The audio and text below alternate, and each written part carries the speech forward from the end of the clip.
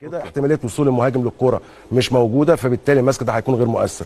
ولكن هنا المسك كان قرار غير موفق من حكم الفار، حكم الملعب في البدايه، وبعدين كمان حكم الفيديو من بعده ان هو ما استدعاهوش في حاله زي دي. ركله جزاء غير محتسبه للزمالك، واعتقد الحاله دي كانت في الدقيقه 8 تقريبا. نروح للحاله اللي بعد كده وهي حاله سقوط داخل منطقه الجزاء. اعتقد ان الزاويه اللي من ورا الجون هي اللي هتبقى واضحه. من هنا شايفين الايد موجوده على الكتف، ولكن عليه مش هيبص او مش هيعرف يوصل للتفاصيل، ولكن احنا مع الاعداد هنوصل للتفاصيل. لعبه صعبه في الملعب، بس نقف هنا. الكره مرت من حارس المرمى اللي هو خلاص بدا ان هو يلم ايده عشان يقول للحكم انا مش هعمل مخالفه.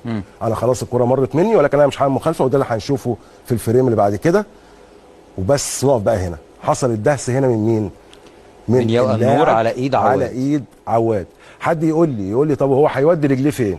هقول له طيب وقف الاثنين دول، خلي ده ان ده مهاجم وان ده مدافع بيستخدم اقدامه.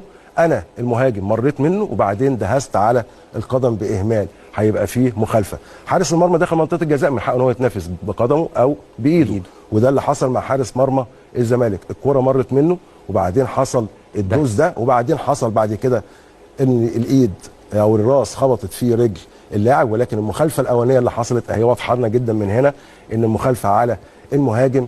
مفيش وجود الحقيقه لركله الجزاء، وده اللي احنا هنشوفه برضه.